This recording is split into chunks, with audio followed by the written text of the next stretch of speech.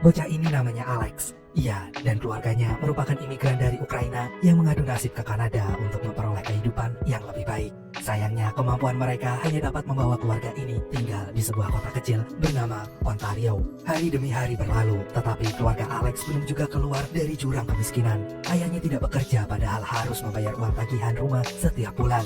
Hal ini jugalah yang membuat orang tua Alex sering bertengkar. Namun untungnya pada suatu hari, ibu Alex mendapat pekerjaan dari temannya sebagai asisten pegawai bank. Untuk menunjang pekerjaan itu, ibu Alex diberi seperangkat komputer yang diam-diam sering dimainkan oleh anaknya. Secara gak langsung, Alex pun mempelajari situs-situs internet sampai ia mendapatkan uang dari sana. Karena ekonomi keluarganya yang tidak segera membaik, Alex pun mengumpulkan uang itu untuk persiapan biaya kuliahnya. Permasalahan keluarga Alex semakin buruk. Kedua orang tuanya semakin sering bertengkar, sehingga Alex lebih banyak menghabiskan waktunya di luar rumah. Suatu hari, ia mendengar berita tentang komunitas hacker dark web yang dipimpin oleh seorang dengan nama Z. Komunitas ini berhasil membajak bank yang dampaknya dapat mempengaruhi harga saham di dunia. Namun saat ini, Alex tidak memberi perhatian lebih pada berita ini. Dan esok paginya ketika Alex pulang ke rumah, ia melihat ibunya sedang menangis sedih. Ternyata ibunya telah dipecat dari bank sehingga mereka akan kesulitan melunasi tagihan rumahnya. Hal ini menandakan jika mereka akan menjadi gelandangan karena kehilangan rumah. Akhirnya Alex pun memberikan seluruh tabungan kuliahnya kepada sang ibu. Ia meyakinkan sang ibu bahwa ia lebih bahagia jika uangnya digunakan untuk kepentingan keluarganya. Meskipun awalnya sang ibu menolak, ibu Alex pun akhirnya menerima uang itu. Lalu Alex berjanji ia akan mengumpulkan uang lebih banyak lagi. Akan tetapi sejak saat itu Alex membenci bank karena telah memecat ibunya. Ia merasa bahwa bank telah merusak semua rencana masa depannya, dan oleh karena itu ia harus kehilangan seluruh tabungannya. Padahal waktu kuliah sudah semakin dekat. Namun tiba-tiba Alex teringat pada komunitas dark web yang berhasil membobol sistem bank. Ia pun berniat untuk bergabung dalam komunitas itu. Tapi untuk menjadi anggota di sana ia harus menjalankan satu syarat, yaitu mencuri identitas seseorang melalui kepemilikan kartu ATM. Oleh karena itu, Alex mengincar temannya yang kaya raya sekaligus menyebalkan di sekolah sebagai korban pertamanya. Dan ternyata hal itu cukup mudah sehingga Alex berhasil bergabung dalam dark web ini. Akhirnya, ia pun mulai mencari uang melalui situs tersebut.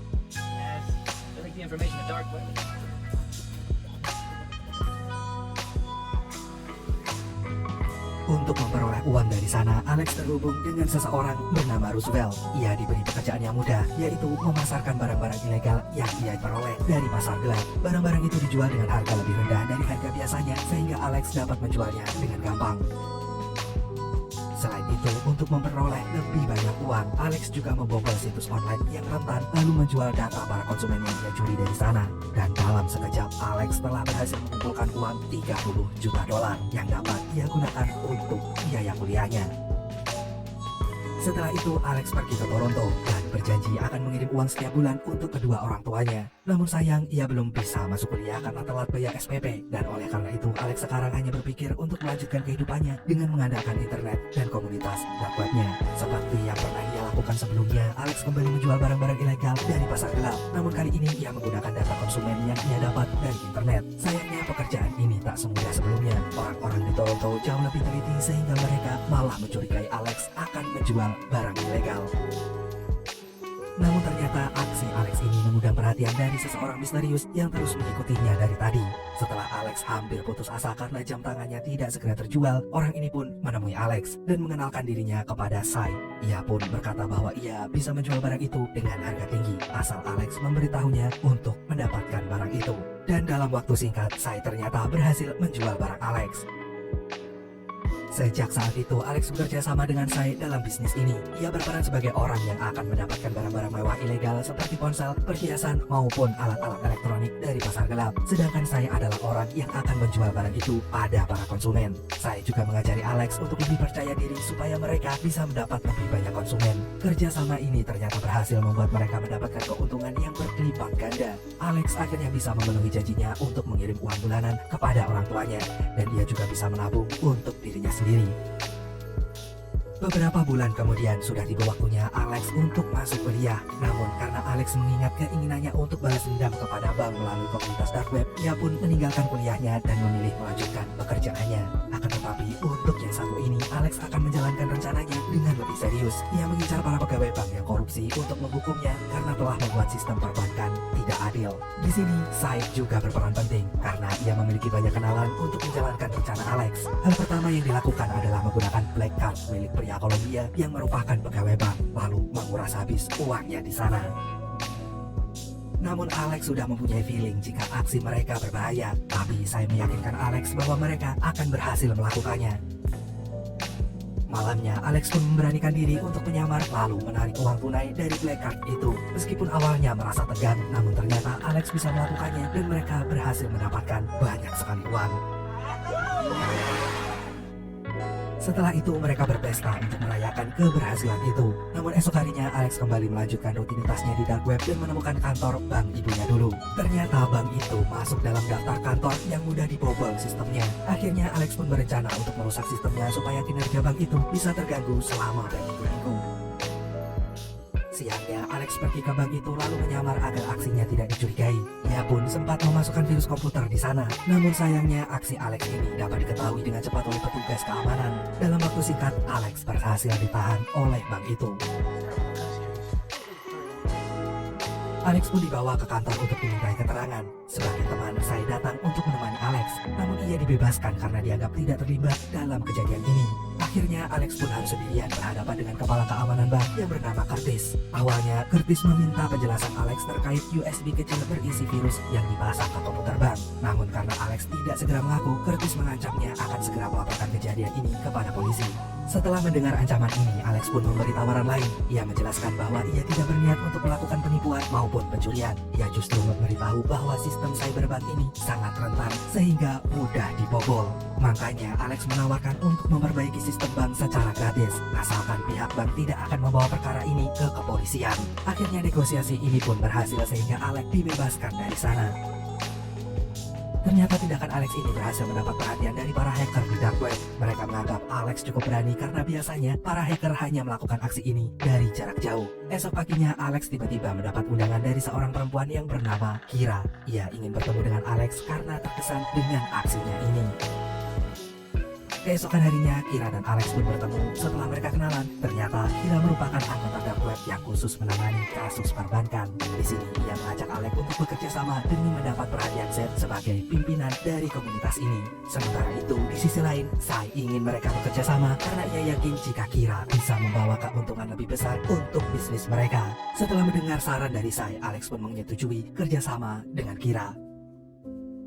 Tanpa disangka, Kira ternyata memiliki jaringan yang sangat banyak. Ia punya banyak cara untuk membuat kartu kredit palsu dan menggunakan data yang dijual di dark web. Mereka pun melakukan aksi penipuan di banyak tempat dan semakin banyak melakukan transaksi barang-barang mewah dengan menggunakan sedikit penyamaran.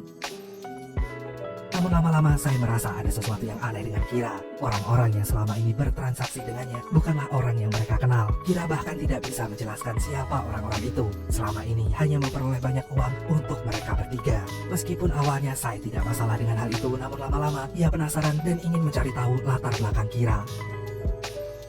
Pada suatu malam, tiba-tiba Kira ngajakin Alex untuk pindah ke Hong Kong. Menurutnya, Hong Kong adalah tempat untuk orang-orang seperti mereka. Sayangnya, Kira tidak mengajak Sai, dan ini membuat Alex menolak rencananya. Bagi Alex, Sai adalah sahabat terbaiknya, sehingga ia tidak mungkin pergi tanpa Sai. Padahal, ternyata secara diam-diam, Sai mendengarkan rencana itu. Esok paginya, Alex bertemu dengan Roosevelt. Ia berniat untuk bertanya tentang latar belakang Kira. Sayangnya, Roosevelt juga tidak mengetahui tentang itu, dan ia justru memperingatkan Alex supaya berhati-hati dengan orang yang tidak ia ketahui. Siangnya seperti biasa, Alex, Kira, dan saya akan melakukan transaksi dengan klien mereka. Namun kali ini, saya bertengkar dengan Kira karena ia terus mendesak agar Kira mengenalkan klien ini kepada mereka. Akan tetapi, Kira terus menolak permintaan saya. Dan oleh karena itu, saya semakin mencurigai Kira dan berusaha mempengaruhi Alex untuk mencari tahu tentang Kira ini. Sayangnya saat klien itu ingin melakukan negosiasi, saya justru mengacaukan semuanya. Transaksi pun batal dan mereka harus segera kabur dari sana. Setelah kejadian itu, suasana tim mereka menjadi sangat kacau. Namun mereka berusaha saling mengerti, lalu minta maaf. Tepat malam itu, polisi datang ke apartemen mereka. Meskipun para polisi tidak mencari mereka, namun saya merasa jika mereka harus segera pergi sebelum semuanya terlambat. Mereka pun pindah dari sana dan pergi ke Hong Kong sesuai rencana Kira. Selama di Hong Kong, Alex menyewa apartemen mewah sebagai rumah baru mereka. Kehidupan mereka pun berlanjut dan tetap melakukan aksi penipuan dengan menggunakan kartu kredit dan identitas palsu seperti sebelumnya. Semakin lama, mereka semakin mudah mendapatkan uang. Saya pun lama-lama berubah dan merasa semakin tergiur dengan kekayaan. Sementara itu, berbanding terbalik dengan Alex, ia justru merasa telah berbeda dari rencana utamanya untuk balas dendam. Mereka justru sibuk mencari uang tanpa sekalipun membuat rencana untuk merusak sistem bank seperti niat mereka awalnya. Oleh karena itu, Alex ingin mendapatkan perhatian Z supaya pimpinan dark web itu bisa membantunya untuk melakukan rencana ini. Namun saya tidak memperhatikan rencana Alex. Ia memilih sibuk untuk menikmati uang yang telah mereka dapatkan. Dan ternyata hari ini adalah hari ulang tahunnya. Alex pun lama-lama khawatir dengan kondisi Sai. Ia merasa jadi sahabat yang buruk karena tidak memperhatikan Sai. Dan kekhawatiran itu terbukti saat Sai terlibat kerusuhan dengan orang-orang yang ada di bar. Mereka berdua pun ditahan polisi. Namun untungnya beberapa saat kemudian Kira berhasil membebaskan mereka. Akan tetapi Kira tidak menjelaskan siapa orang yang berhasil membebaskan mereka dari tahanan. Ia hanya menyebut orang itu sebagai pamannya. Keesokan harinya saya kembali menggunakan kartu ATM palsunya. Hal ini membuat Alex marah karena kemarin mereka telah berurusan dengan polisi. Jika mereka semakin tergila-gila dengan uang, tidak menutup kemungkinan mereka akan kembali ditahan oleh polisi. Dan oleh karena itu, Alex pun mengusir Sai dan timnya. Malamnya, Kira menjalankan rencananya untuk melakukan pembobolan uang di beberapa mesin ATM dan diberi tanda dark web supaya mendapat perhatian dari Z. Namun ternyata setelah melakukan itu, Kira merasa gak nyaman. Ia ingin pergi dari sini dan menikmati uang yang telah mereka kumpulkan. Ia ingin bersantai dan tidak terus terlibat dengan polisi maupun para mafia seperti yang selama ini mereka lakukan. Akan tetapi saat Kira mengatakan rencananya, Z malah menghubungi mereka. Ia merasa terkesan dengan keberanian tim Alex. Akhirnya, Alex pun mengajak bertemu, meskipun Kira sudah punya firasat yang buruk tentang hal ini. Namun mereka tetap memutuskan untuk bertemu di luar pulau Hong Kong. Namun ternyata semua ini tidak seperti yang dibayangkan oleh Alex. Ia tidak menyangka jika markas Z dijaga ketat seperti markas mafia. Akan tetapi Alex tetap mengutarakan rencananya untuk memperoleh dukungan dari Z demi menuntaskan balas dendamnya. Z pun menjelaskan bentuk kerjasama mereka dan memberi peringatan jika Alex gagal dalam kerjasama ini, maka ia harus membayarnya dengan nyawa. Setelah bertemu dengan Z, saya menelpon Alex dan mengatakan bahwa ia menyesal. Ia kini juga sudah kembali ke hotel menunggu Alex pulang. Sayangnya tanpa diketahui oleh Alex, saya telah diincar oleh anak buah pria Kolombo yang dulu belekatnya pernah ia curi. Dalam waktu singkat, saya pun dibunuh di tempat. Begitu ia pulang ke hotel, Alex merasa terkejut melihat saya yang udah gak bernyawa. Sayangnya mereka tidak bisa menghubungi polisi sehingga mau gak mau, ia hanya bisa kabur bersama Kira meninggalkan saya. Akhirnya Alex pun harus melanjutkan hidup dan menuntaskan misinya bersama Z. Di sini Alex harus bekerja sama dengan orang-orang lain untuk membunuh kepala bank sentral Amerika. Namun Kira ingin mengajak Alex kabur karena ia tidak ingin berada dalam misi ini. Tetapi Alex berusaha meyakinkan Kira jika misi ini harus mereka kerjakan untuk membalaskan dendam mereka atas ibu Alex dan kematian Sai. Akhirnya Kira pun menuruti Alex dan rencana itu pun berhasil. Gak butuh waktu lama, berita penembakan kepala bank sentral itu langsung menyebar ke seluruh dunia. Seiring dengan kejadian itu, kepanikan mulai melanda dunia. Semua orang di bidang perbankan membicarakan hal ini hingga membuat perubahan pada pasar saham dunia. Padahal ternyata orang yang ditembak itu bukanlah orang sebenarnya. Ia hanya menyamar dan sengaja melakukan ini untuk membuat kehebohan. Alex dan Kira yang belum sempat kabur akhirnya harus tertangkap begitu keluar dari hotel mewahnya. Beberapa saat kemudian Alex menyadari bahwa ia telah diculik oleh orang-orang yang dikenal. Dan pada saat yang sama, ia telah kehilangan Kira, sekaligus laptop dan kartu identitasnya juga sudah dihancurkan. Akhirnya Alex pun pergi ke Bangkok, Thailand, karena ia ingat bahwa Kira pernah berjanji untuk menemuinya di sana. Setelah sampai di Bangkok, Alex merasa kesepian. Ia pun menghubungi orang tuanya dan berjanji untuk segera pulang dalam waktu dekat. Malamnya Alex menginap di sebuah hotel kecil untuk istirahat. Meskipun dia juga tak pernah bisa benar-benar istirahat karena terus teringat dengan Kira. Esok harinya Alex kembali ke titik temunya dengan Kira. Namun ternyata Kira tidak pernah menemuinya. Akhirnya Alex pun pergi ke warnet untuk mencari informasi tentang Kira. Di sini Alex mengetahui jika Z dan komplotannya telah ditangkap. Dan salah satu komplotan itu ternyata adalah Kira yang telah ditembak akibat melarikan diri dari agen FBI. Alex hampir tidak percaya dengan berita yang ia temukan. Sialnya Alex yang membayar warnet menggunakan kartu kredit terdeteksi menggunakan kartu kredit palsu. Sehingga ia pun juga ditangkap oleh polisi.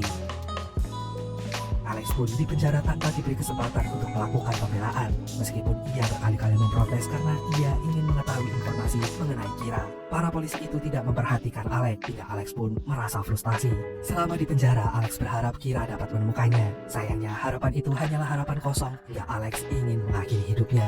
Namun ternyata hidupnya tidak segera berakhir, dan oleh karena itu Alex pun kembali bangkit dan memutuskan melanjutkan hidup karena ia menyadari bahwa ia telah meninggalkan orang-orang yang menyayanginya.